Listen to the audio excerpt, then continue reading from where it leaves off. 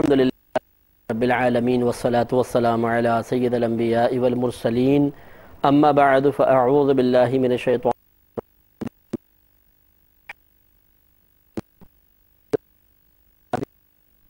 ساتھ ایک دفعہ پھر آپ کی خدمت میں حاضر ہیں۔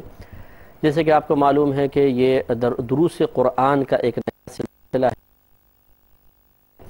ہم اللہ تبارک و تعالیٰ کی عظیم کتاب قرآن عظیم سے کسی ایک ٹاپک کا، ایک مضمون کا انتخاب کرتے ہیں اور اس سے متعلقہ آیات آپ کی خدمت میں ترجمے کے ساتھ عرض کرنے کے بعد مستند تفاسیر کی روشنی میں اس پر درس دیا جاتا ہے۔ اور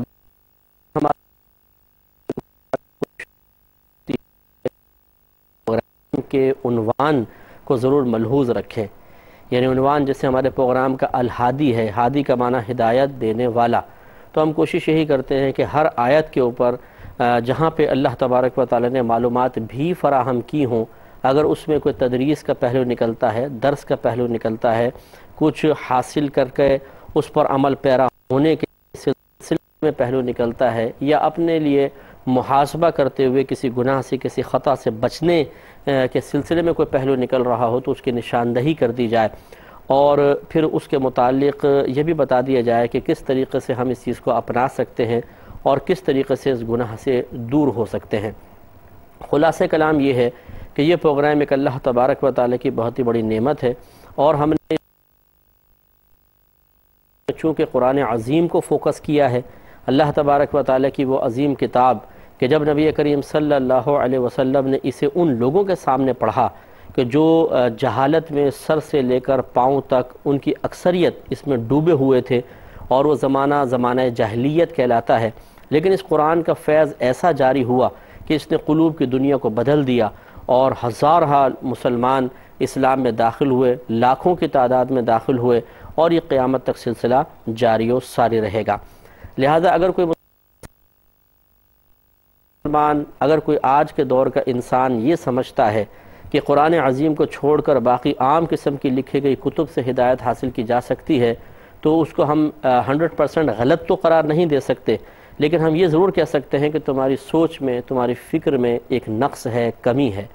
جس نے قرآن عظیم کو یکسر نظر انداز کر دیا اور براہ راست قرآن سے فیض حاصل کرنے کے بجائے اس کی بعض تعلیمات پر مشتمل عام کتابیں پڑھ کر ان سے اکتساب فیض کرنے کی کوشش کی، تو یقینی سی بات ہے کہ وہ کم حق ہو ہدایت حاصل نہیں کر سکتا ہے۔ بلکہ ایسے حضرات کو، ایسی خواتین کو سوچنا چاہیے کہ جب آپ قرآن عظیم کے بعض مضامین پر مشتمل عام کتابوں سے ماشاءاللہ کہتے ہیں کہ ہدایت حاصل ہو رہی ہے، اس وجہ سے آپ نے قرآن کو چھوڑ دیا اور اس کو صحیح طریقے سے آپ نہیں پڑھ رہے ہیں، تو خود سوچئے کہ جب بعض مضامین دوسری زبان میں تبدیل ہو جانے کے بعد بھی اتنی برکات رکھتے ہیں، جو تبارک و تعالیٰ کا 6666 کم و بیش آیات پر مشتمل مکمل ایک کلام کا ذخیرہ ہے، وہ اپنے اندر کتنے بڑے فیض کو اور کتنی زیادہ برکات کو سموئے ہوئے ہوگا۔ اس لیے سوچنے کی ضرورت ہے۔ اب ہم نے قرآن عظیم کو، جیسے میں اکثر درد کا اظہار کرتا رہتا ہوں کہ ہم نے قرآن عظیم کو صرف ایک چومنے والی کتاب، آنکھوں سے لگانے، سر پہ رکھنے والی کتاب، جزدار میں لپیٹ کے اوپر تعظیم کے ساتھ رکھ دینے والی کتاب بنا لیا ہے۔ زیادہ سے زیادہ بچوں کو حفظ کروا دو، ناظرہ پڑھا دو، جب کوئی مر گیا تو اس کے ایصال ثواب کے لیے قرآن خوانی کر لو، دکان یا مکان کا افتتاح کرنا ہے قرآن خوانی کر لیجئے، یا رمضان آ گیا اور جوش چڑھا تو قرآن پاک کی صرف عربی عبارت پڑھنے کے بعد حصول ثواب کے غرض سے 2 3 4 5 قرآن ختم کر لیے، لیکن یہ نہیں پتا کہ اللہ تبارک و تعالیٰ اس عظیم کتاب میں کیا کیا بیان فرما رہا ہے۔ ہماری یہی خواہش ہے، خود میری بھی، ہمارے کیو ٹی وی کی، ہمارے کیو ٹی وی کی پورے ٹیم کی یہی تمنا اور خواہش ہے، اور ہمارا ایک مشن ہے، سمجھ لیجئے کہ ہم چاہتے ہیں کہ لوگ قرآن کے قریب آئیں، اور جو قرآن کا فیض حقیقی فیض ہے اس کو سمجھیں، اور اس کی روشنی میں اپنا محاسبہ کرتے ہوئے اپنے ظاہر و باطن کو پاکیزہ کریں۔ ہمارے نبی کریم صلی اللہ علیہ وسلم بھی دنیا میں تشریف لائے تو خود اللہ تبارک و تعالی نے آپ کے ایک آمد کے مقصد عظیم کو ذکر کرتے ہوئے ارشاد فرمایا کہ یتلو علیہم آیاتہ ویزکیہم ویعلمہم الکتاب والحکمہ۔ یہ نبی کریم صلی اللہ علیہ وسلم ان پر اللہ تبارک و تعالی کی آیات کو تلاوت فرماتا ہے، ان کا تزکیہ فرماتا ہے، یعنی قرآن کی تعلیمات کی روشنی میں ان کے ظاہر و باطن کو ہر قسم کی گندگی سے پاک فرما دیتا ہے، ان کو پاکیزہ کرتا ہے اور انہیں کتاب اور حکمت سکھاتا ہے۔ تو ہمارے نبی کریم صلی اللہ علیہ وسلم نے گویا کہ دنیا میں آنے کے بعد قرآن کی تلاوت بھی فرمائی، اس کی روشنی میں تزکیہ نفس فرمایا، پھر اللہ تبارک و تعالیٰ نے قرآن کتاب کو باقاعدہ صحابہ کرام کو سکھایا، حالانکہ وہ اہل اللسان تھے، لیکن پھر بھی نبی کریم صلی اللہ علیہ وسلم نے قرآن کے اسرار و رموز ان کو سکھائے جو صرف قرآن کی ظاہری عبارت پڑھنے سے حاصل نہیں ہو سکتے تھے۔ آپ خود سوچئے کہ جو اہل اللسان ہیں وہ قرآن پڑھ کے اس کے ظاہری مضامین سے اس کے باطنی مضمون پر واقفیت حاصل نہیں کر سکتے، انہیں بھی ضرورت ہے کہ نبی کریم صلی اللہ علیہ وسلم اس کی وضاحت فرمائیں۔ تو آپ کا اور ہمارا کیا خیال ہے کہ ہم اہل لسان بھی نہیں، ہم عجمی لوگ ہیں، تو کیا ہم قرآن پاک کو خالی عربی عبارت پڑھ کے سب کچھ حاصل کر لیں گے؟ یہ نہیں ہو سکتا ہے، اس کو سمجھنے کی بہت زیادہ ضرورت ہے۔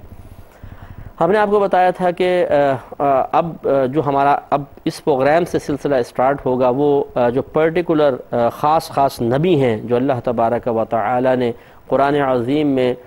ذکر فرمائے ہیں، ان کے بارے میں انشاءاللہ ہم کلام کریں گے۔ اللہ تعالیٰ کیا فرما رہا ہے، ان کے ساتھ کیا کیا معاملات ہوئے تھے، کون کون سی قصص ان کے ساتھ وابستہ ہیں، انشاءاللہ ان کا تذکرہ کیا جائے گا۔ بہت کچھ سیکھنے کو ملے گا، بہت کچھ سمجھنے کو ملے گا، بہت ہی درس عبرت بھی ہوگا، درس نصیحت بھی ہوگا، اور درس ترقی دین بھی ہوگا، ترقی باطن کا بھی اہتمام ہوگا۔ غور سے سننے کی ضرورت ہے۔ سب سے پہلے ہم جن نبی کے بارے میں علیہ السلام تذکرہ کریں گے وہ حضرت موسیٰ علیہ السلام ہیں۔ آپ کا میں پہلے جو اجمالی ایک بیان قرآن کی روشنی میں وہ میں عرض کر دیتا ہوں تاکہ آپ ایک تصوراتی اعتبار سے ایک شکل اپنے ذہن میں، ایک پورا ماحول اپنے ذہن میں قائم فرما لیں۔ اس کے بعد جب ہم یہ آیات سنیں گے، اگرچہ ہر آیت کے تحت میں تفسیر عرض کروں گا، لیکن ایک حضرت موسیٰ علیہ السلام کا ذرا تعارف ہو جائے گا تو سمجھنے میں آسانی ہوگی۔ یہ اصل میں فرعون ایک بادشاہ گزرا تھا اور اس نے خدائی کا دعویٰ کیا تھا۔ یہ قبطی قوم سے تعلق رکھتا تھا۔ اس نے موسیٰ علیہ السلام کی قوم بنی اسرائیل کو اپنا زبردستی غلام بنایا ہوا تھا۔ تو ایک مرتبہ یہ فرعون نے خواب میں دیکھا کہ ایک مصر سے ایک آگ آئی اور اس کے محل کو جلا دیا۔ تو اس نے اپنے زمانے کے جو اس کے معبرین تھے، خواب کی تعبیریں بیان کرنے والے، ان کو دربار میں بلایا اور کہا کہ بھئی ایسا ایسا معاملہ میں نے دیکھا ہے، اس کی تعبیر کیا ہے؟ تو بعض نے جب انہوں نے مشاورت کی آپس میں تو جواب دیا بھئی اس کی تعبیر یہ ہے کہ یہ بنی اسرائیلیوں میں سے کوئی ایک بچہ پیدا ہوگا، لڑکا پیدا ہوگا جو تیری اس حکومت کے زوال کا سبب بن جائے گا، یہ تجھے خواب میں دکھایا گیا ہے۔ اب یہ طیش میں آ گیا اور اس نے کہا کہ کیا کرنا چاہیے، تو پھر اس کے وزیر حامان تھا، اس نے بھی دیگر بعض درباریوں نے مشورہ دیا کہ جو ہماری قوم ہے، غلام قوم بنی اسرائیل، جس کو ہم نے زبردستی غلام بنایا ہوا ہے، اس میں پیدا ہونے والے ہر لڑکے کو مار دیا جائے، کیونکہ انہی میں سے وہ لڑکا پیدا ہو کر تیری حکومت کے زوال کا سبب بنے گا۔ تو جب وہ لڑکے ہی نہیں رہیں گے تو کون آ کر تجھے ہلاک کرے گا اور تیری اس حکومت کے زوال کا سبب بنے گا؟ اس نے کہا ٹھیک ہے، اور یہ حکم جاری کر دیا کہ لڑکوں کو قتل کر دیا جائے۔ چنانچہ یہ انشاءاللہ آیات میں اپنے مقام پر آئے گا کہ لڑکیوں کو زندہ چھوڑ دیا کرتے تھے اور لڑکوں کو قتل کیا کرتے تھے۔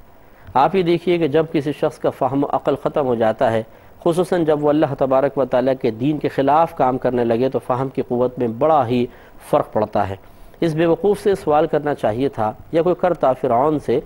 کہ یہ بتاؤ تمہارا خواب سچا ہے یا جھوٹا؟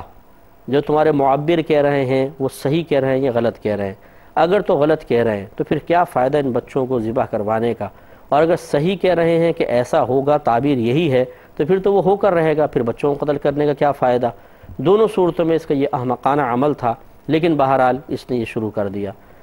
پھر کچھ عرصے بعد جب یہ بچے مسلسل قتل ہوتے رہے تو اس کے درباریوں نے کہا کہ اگر اسی تسلسل کے ساتھ ہم بنی اسرائیلیوں میں پیدا ہونے والے لڑکوں کو ذبح کرتے رہے تو ایک وقت آئے گا کہ ہماری حکومت کا جتنا بھی کام ہے، ہماری قوم کا جتنا بھی کام ہے، یہ بنی اسرائیلیوں کے غلام مرد کر رہے ہیں۔ اگر ہم ان کے بچے مار دیں گے تو ایک وقت آئے گا جتنے ابھی زندہ ہیں یہ آہستہ بوڑھے ہو جائیں گے، اور بوڑھے ہوں گے تو کام کے قابل نہیں رہیں گے یا مر جائیں گے۔ پھر ہمارا کام کون کرے گا؟ کیا ہم خود کام کریں گے؟ کیا تم کام کرو گے؟ کیا ہماری قوم کام کرے گی؟ اب یہ سب فکر مند ہو گیا کہ واقعی اگر اسی تسلسل کے ساتھ ہم نے لڑکوں کو مارا تو پھر ہمارے غلام ختم ہو جائیں گے، اب وہاں مشاورت ہوئی تو مشورہ یہ طے پایا کہ 1 سال لڑکوں کو زندہ چھوڑا جائے اور دوسرے سال ان کو ذبح کیا جائے، یعنی 1 سال لڑکوں کو چھوڑ دیا جائے، وہ پیدا ہونے دیں، دوسرے سال لڑکوں کو قتل کیا جائے۔ تو اب یہ بھی وہی احمقانہ فیصلہ، آپ خود سوچئے کہ جس سال تم نے لڑکوں کو چھوڑا تو یہ کیا کنفرم کہ اس سال وہ لڑکا پیدا نہیں ہوگا جو تمہاری حکومت کے زوال کا سبب بنے گا، اور جس سال تم نے لڑکوں کو قتل کیا کہ ضروری ہے کہ وہ لڑکا قتل ہو جائے کہ جو زوال کا سبب بنے گا؟ لیکن وہی پاگلوں والی حرکتیں، احمقانہ حرکتیں۔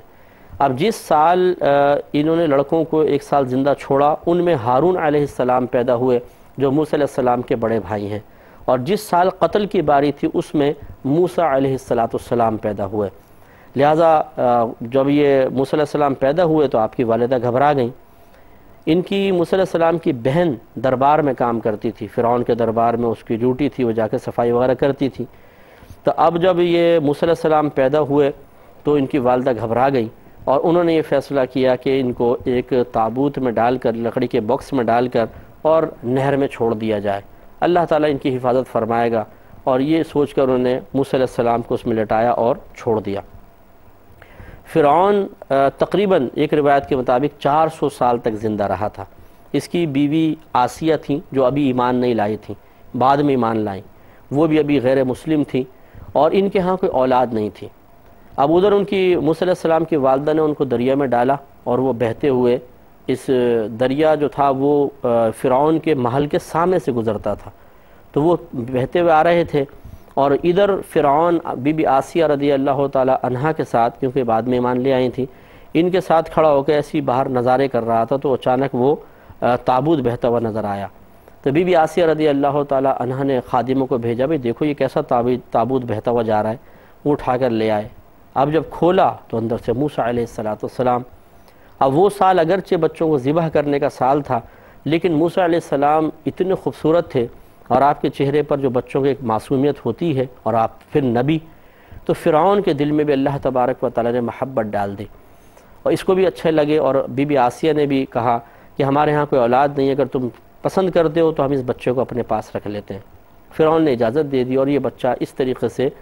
فرعون کے محل میں آ گیا۔ اب کچھ عرصہ جب گزرا، مطلب 1-2 دن، تو وہ بچہ کسی کا دودھ ہی نہیں پیتا تھا۔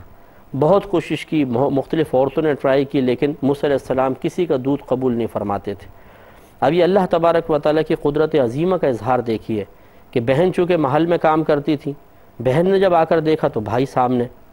اب وہ تو نہیں کہہ سکتی تھی کہ میرا بھائی ہے، وہ ہو سکتا تھا وہ قتل ہی کر دیتے۔ تو اب ان کی بہن بڑی گھبرائیں کہ بھائی میرا کسی کا دودھ نہیں پی رہا۔ اچانک ان کے ذہن میں خیال آیا، انہوں نے بی بی آسیہ رضی اللہ تعالی عنہا سے کہا کہ اگر آپ پسند کریں تو میں ایک عورت کو جانتی ہوں، ہو سکتا ہے میں اس کو بلاتی ہوں، ہو سکتا ہے بچہ اس کا دودھ پی لے۔ بی بی آسیہ نے کہا ٹھیک ہے، آپ بلا کے لائیں۔ اب یہ گئیں اور اپنی والدہ کو ہی بلا کر لے آئیں۔ اب جب موسیٰ علیہ السلام کی والدہ نے موسیٰ علیہ السلام کو گود میں لیا، اب اللہ کی قدرت دیکھیے، فوراً بچے نے دودھ قبول کر لیا۔ چنانچہ حکم یہ ہوا کہ اس بچے کو آپ دودھ پلائیں گے۔ اس طرح اللہ تعالیٰ نے موسیٰ علیہ السلام کو کہاں سے گھما کر ایک دشمن کے گھر میں، اور پھر ان کی ماں تک بھی پہنچا دیا، اور ماں کی آنکھیں ٹھنڈی ہوئیں اور دودھ پلاتی رہی۔ جب موسیٰ علیہ السلام تھوڑے سے بڑے ہوئے، چیزیں پکڑنے کے قابل ہوئے، تو ایک مرتبہ فرعون کی گود میں کھیل رہے تھے، تو فرعون کی داڑھی تھی، موسیٰ علیہ السلام نے داڑھی پکڑ کے کھینچی تو اس کو جھٹکا لگا، تو اچانک اس کے بے وقوف ذہن کے اندر یہ بات آئی کہ مجھے تو ایسا لگتا ہے یہ وہی بچہ ہے جو میری حکومت کے زوال کا سبب بنے گا، اسی لیے اس نے داڑھی کھینچی ہے۔ اب بی بی آسیہ رضی اللہ تعالی عنہا نے سمجھانا شروع کیا، تو چھوٹا بچہ ہے، یہ اسے کیا پتا کہ کون کیا ہے، یہ تو ہر بچے تو ہر چیز پکڑ کے کھینچتے ہی ہیں۔ لیکن وہ کہنے لگا نہیں، مجھے تو وہی بچہ لگتا ہے۔ بی بی آسیہ رضی اللہ تعالی عنہا نے کہا کہ اچھا ایسا کرتے ہیں کہ آپ اس کے سامنے ایک انگارہ رکھیں اور ایک ہیرا رکھیں، یاقوت، سرخ یاقوت، اور دیکھیں بچہ کیا اٹھاتا ہے۔ اگر یہ انگارہ اٹھا لے گا تو سمجھ لیں یہ معصوم ہے، دیکھیں آپ وہ بچے تو کچھ بھی پکڑ لیتے ہیں، اور اگر یہ یاقوت اٹھا لے گا تو آپ کہہ سکتے ہیں کہ بھئی یہ سمجھدار ہے اور اس نے جان بوجھ کے ایسا کیا ہے۔ اگرچہ یہ کوئی امتحان بچے کے لیے موضوع نہیں تھا، لیکن بہرحال یہ فیصلہ ہو گیا، اور موسیٰ علیہ السلام کے سامنے انگارہ اور وہ یاقوت رکھ دیا گیا۔ اب ایک روایت کے مطابق موسیٰ علیہ السلام نے یاقوت کی طرف ہاتھ بڑھایا، لیکن اللہ تعالیٰ کے حکم سے فوراً جبریل امین آئے اور آپ کے ہاتھ کو انگارے کی طرف کر دیا، اور موسیٰ علیہ السلام نے وہ انگارہ اٹھا کر منہ میں رکھ لیا۔ اب یہ بھی اللہ تبارک و تعالیٰ کے قدرت کے عظیم مظاہر میں سے ایک ہے کہ بچے نے انگارہ پکڑا تو ہاتھ نہ جلا، ورنہ تو بچہ فوراً جھڑک دیتا اور ایک دم جل جاتا ہے بچوں کا ہاتھ، لیکن جب اٹھا کے منہ میں رکھا تو زبان جل گئی اور اس میں لکنت پیدا ہو گئی۔ تو زبان جلی تو موسیٰ علیہ السلام صحیح تکلم نہیں فرماتے تھے، آپ کی زبان اٹکتی تھی، اور جیسے ایک توتلا پن سا ہوتا ہے اس طرح آپ کی زبان میں لکنت آ گئی۔ نہیں توتلا پن نہ کہیں بلکہ یوں کہیں کہ اٹک اٹک کے جیسے رک رک کے آپ بولتے تھے، اور وہ ایک سلاست اور روانی جو زبان میں خصوصاً ایک رہنما اور ایک نبی کے زبان میں مطلوب تھی، وقتی طور پہ آپ اس سے محروم ہو گئے۔ پھر آپ جوان ہو گئے۔ جب جوان ہوئے تو موسیٰ علیہ السلام ویسے ہی بڑے جلالی نبی تھے، طاقت بھی بہت تھی، کیونکہ طاقت نبوت بھی ہر نبی کے اندر ہوتی ہے۔ تو ایک مرتبہ آپ کسی مقام سے آ رہے تھے تو آپ کے ایک ہم قوم بنی اسرائیلی اور ایک فرعون کی قوم کا آدمی تھا، قبطی تھا، ان دونوں میں کوئی فائٹ ہو رہی تھی، تو یعنی کہ جھگڑا چل رہا تھا۔ تو آپ کے ہم قوم نے بنی اسرائیلی نے آواز دی، موسیٰ مجھے بچاؤ، دیکھو یہ مجھے مار رہا ہے۔ موسیٰ علیہ السلام قریب اور آپ نے اس کو ایک مکہ مارا، تو آپ کا ہاتھ اتنا بھاری تھا، اتنا پاورفل تھا کہ وہ قبطی کے لگا تو وہ مر گیا۔ اب موسیٰ علیہ السلام، حالانکہ آپ کا ارادہ مارنے کا نہیں تھا، قتل کرنے کا نہیں تھا، لیکن وہ مر گیا، تو آپ گھبرا گئے اور آپ نے سوچا کہ اب اگر فرعون کو پتہ چلے گا، وہ مجھے پکڑے گا اور کوئی سزا دے گا، تو آپ وہاں سے راہ فرار اختیار کر گئے اور آپ مدین کے علاقے کی طرف چلے گئے، شام کی طرف چلے گئے۔ وہاں جب آپ پہنچے تو وہاں حضرت شعیب علیہ السلام تھے، تو ان کی 2 بیٹیاں تھیں جو کنویں کے پاس کھڑی تھیں، اور وہاں دستور تھا کہ کنویں پہ لوگ آتے تھے، پانی بھرتے تھے باری باری، تو وہاں مردوں کا کافی مجمع تھا، تو وہ بچیاں پیچھے کھڑی ہوئی تھیں اور وہ ہمت نہیں کر پا رہی تھیں کہ آگے بڑھیں رش کی وجہ سے۔ موسیٰ علیہ السلام نے جب یہ منظر دیکھا تو آپ نے لوگوں کو ہٹایا اور ان بچیوں کا پانی بھر کر ان کو دیا۔ بچیوں سے بعد وہ جوان بچیاں تھیں، لڑکیاں تھیں، تو انہوں نے پھر کہا کہ آپ مسافر لگتے ہیں، چلیے ہم اپنے والد صاحب سے آپ کو ملاتے ہیں۔ موسیٰ علیہ السلام تشریف لے گئے اور شعیب علیہ السلام سے ملاقات ہوئی۔ شعیب علیہ السلام نے فوراً آپ کو پہچان لیا کہ نور نبوت آپ کے ماتھے پر آویزاں تھا، جلوہ افروز تھا، اور انہوں نے آپ کو اپنے باغ کی رکھوالی کے اوپر رکھا، اور بکریاں وغیرہ حضرت موسیٰ علیہ السلام لے کر جاتے تھے، چرا کے واپس تشریف لاتے تھے۔ کچھ عرصے بعد حضرت شعیب علیہ السلام نے اپنی ایک صاحبزادی کا آپ سے نکاح کر دیا۔ پھر موسیٰ علیہ السلام کو واپسی کا خیال آیا کہ میں واپس جاتا ہوں، دیکھتا ہوں کیا حالات ہیں، اللہ مالک ہے، تو اپنی زوجہ کو لے کے آپ چلے۔ اس وقت آپ کی زوجہ محترمہ حاملہ تھیں، پریگننٹ ہو چکی تھیں، تو آپ ایک جنگل میں پہنچے، جس کو مقدس وادی طویٰ جو ہے وہاں پہنچے، تو سردیوں کی رات تھی، بہت سخت سردی ہو رہی تھی، اور آگ آپ کے پاس موجود نہیں تھی، تو آپ کو دور سے ایک آگ جلتی ہوئی نظر آئی، تو یعنی روشنی سی آئی، تو آپ نے زوجہ سے کہا تم ٹھہرو، میں دیکھتا ہوں کہ شاید وہاں پر کچھ آگ کا میں انتظام کر سکوں۔ پھر آپ وہاں تشریف لے گئے اور کچھ معاملات ہوئے، انشاءاللہ یہ ہم ضرور عرض کریں گے اگلے پروگرام میں، دیکھنا مت بھولیے گا، ورنہ یہ کنٹینیو جو مسئلہ چل رہا ہے یہ نکل گیا تو پھر آپ سمجھ نہیں پائیں گے۔ اللہ تبارک و تعالیٰ سے دعا ہے کہ ہمیں اگلے پروگرام بھی دیکھنے کی توفیق عطا فرمائے، آمین۔ وآخر دعوانا ان الحمدللہ رب العالمین۔